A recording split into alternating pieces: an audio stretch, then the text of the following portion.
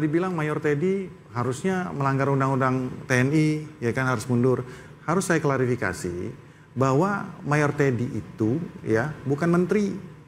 Beliau adalah ya personil di bawah Mensesnek, ya, Kemensesnek ya.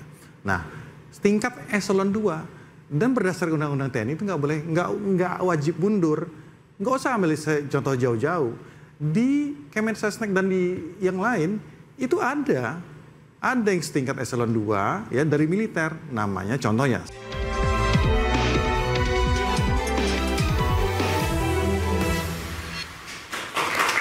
Terima kasih Anda masih diinterupsi. Pemirsa, saya langsung ke Mas Uki. Mas Uki, tadi sebelumnya Mas Al-Araf sempat mengatakan bahwa ini bisa jadi semuanya ditarik ke sekuritisasi, militerisasi yang nanti akan mengancam demokrasi. Tanggapan Anda? Mas Uki? Enggak ada hubungannya. Ya,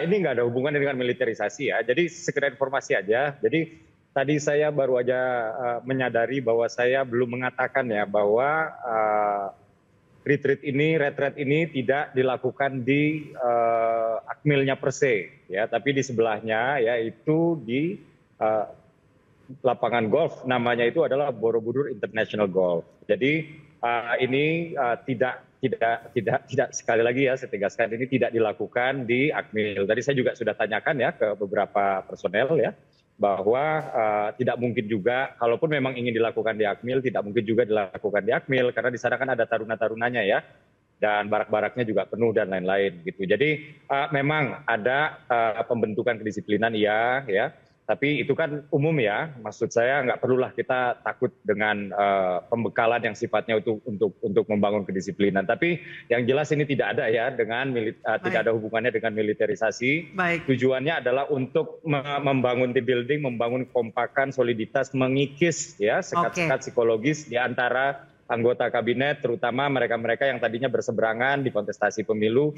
supaya setelah keluar dari sini semuanya satu visi, semuanya langsung siap aksi untuk Indonesia. Jadi layaknya team building di perkantoran atau di pekerjaan ya. Baik, terima kasih Mas Uki telah bergabung dengan interupsi. Selamat malam. Saya ke Mas Hendar Sam. Setuju dengan Mas Uki atau ada pemikiran lain? Ya, pada intinya militerisasi menurut Anda kejauhan? Aduh, jauh banget lah. Jadi gini, saya menjawab satu persatu apa yang dikatakan oleh Mas Araf tadi. Kalau katanya kenapa sih nggak diisi dengan masalah pembekalan? Mas Araf mungkin lupa. Di Hambalang udah dilakukan pembekalan oleh 4 pemateri dari asing. Itu satu, itu udah terjawab.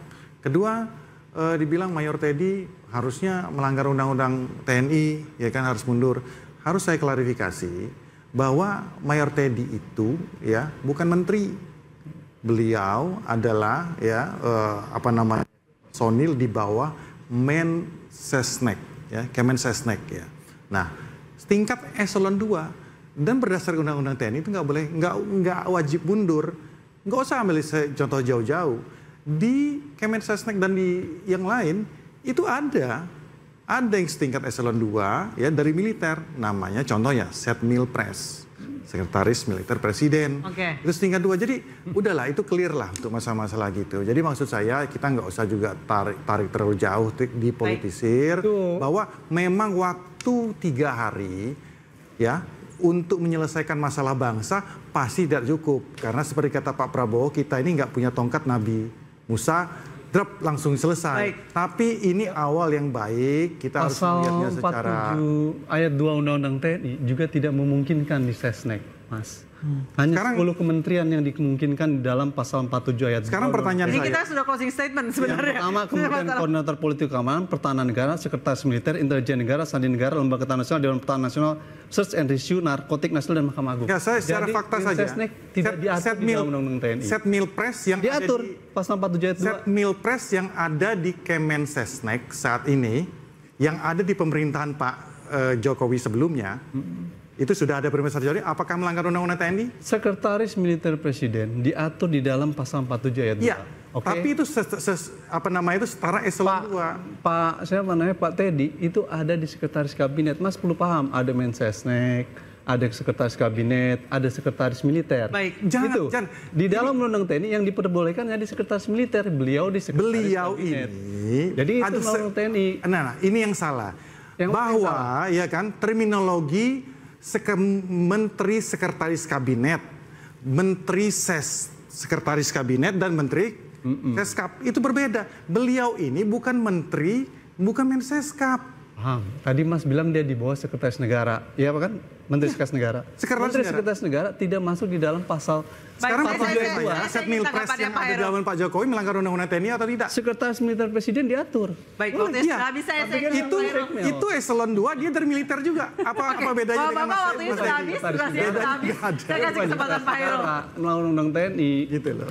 Baik, saya kasih salah baca undang-undangnya kalau gitu. Anda udah baca undang-undangnya belum? Saya kasih kesempatan Pak Salah Heru. baca undangnya. Praktiknya seperti itu. Mas Araf, Mas Hendra saya kasih secara kesempatan clear. Pak Heru. Waktunya udah habis.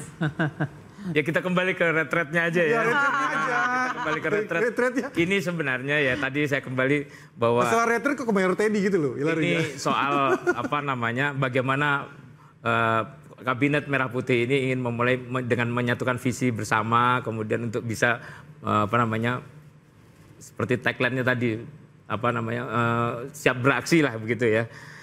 Sehingga ada banyak pendekatan yang dilakukan dengan tujuan untuk menjalin rasa saling percaya, menjalin kerjasama, kemudian apa namanya basisnya adalah kolaborasi dan inklusivitas, dan ini bukan sesuatu yang bisa perlu kita pertentangkan apakah ini militerisme atau bukan, tapi ini adalah upaya saling memahami lah ya antara berbagai macam latar belakang tadi untuk menyatukan visi dan siap beraksi. Baik, Mas Pangi, mohon maaf saya tidak bisa bertanya karena durasinya ketat sekali. Mohon maaf sekali lagi Mas Pangi dan pemirsa, kita akan lihat apakah setelah pembekalan yang cukup panjang tidak langsung kerja, apakah kabinet ini bisa tancap gas, bisa oke gas, sehingga tidak ada evaluasi berarti 6 bulan ke depan. Kita akan kembali di Interupsi pekan depan. Sampai jumpa.